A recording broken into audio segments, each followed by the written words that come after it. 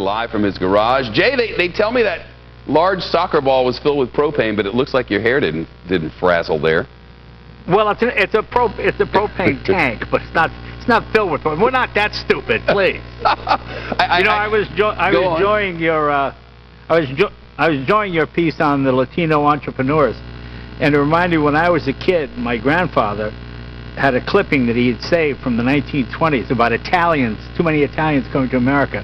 And some senator said, if Italians continue to come to America at this rate, in 50 years our children will all be eating pizza for dinner. I just thought that was the greatest thing I ever read. I hear you spent some time with James Corden. And any carpool karaoke?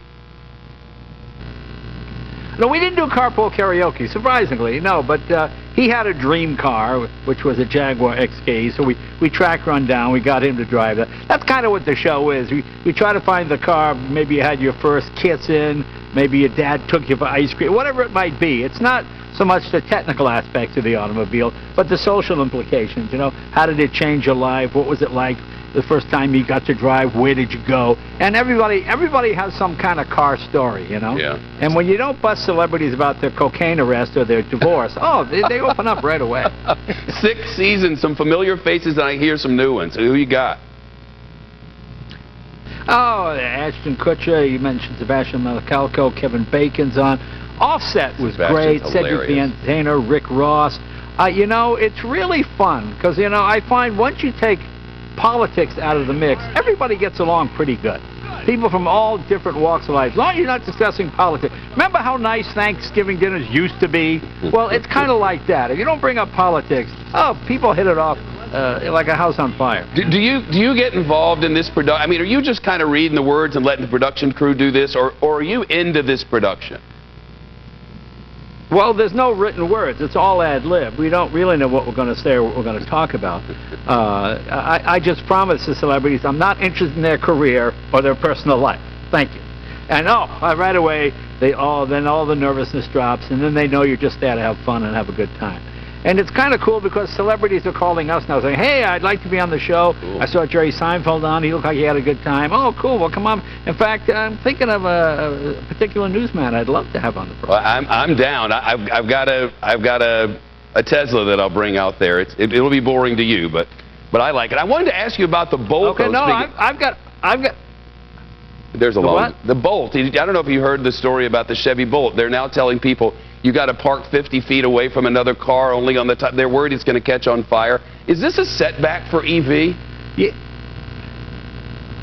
I don't know if it's a setback for EV. I don't know how many have actually caught fire.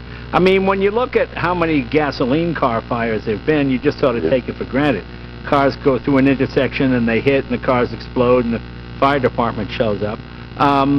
I think it's less. I mean, the advantage, if there is one, to an EV fire is it doesn't blow up. You're in it, you smell something, there's smoke, and then it catches. It doesn't go up in a ball the way a gasoline car would. That's not to say it's not dangerous, and hopefully they'll fix the problem. I mean, Tesla sells over 500,000 cars a year, and I think there was maybe 2 fires or something in that time, and you don't really know the circumstances. So, you know, the last days of old technology are always better than the first days of new technology.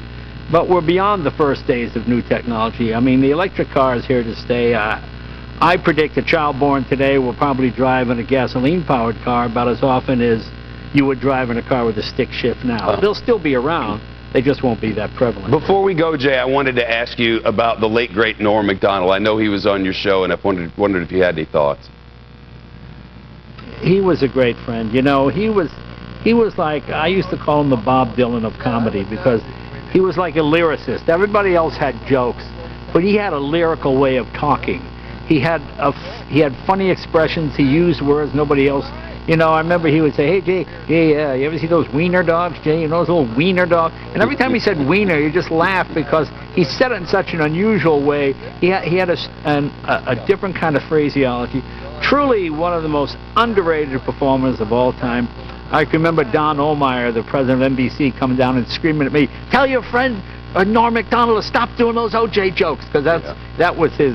I think that's what kind of doomed him. He got fired from Saturday Night Live for constantly pounding on A.J., and Don Ohlmeyer was a friend of O.J. Simpson, and, well, You saw what happened there. Yeah, that didn't end well. Jay, I'm going to take you up. Oh, one of the great comics. I'll come out and visit for sure. You get to ride with Jay Leno.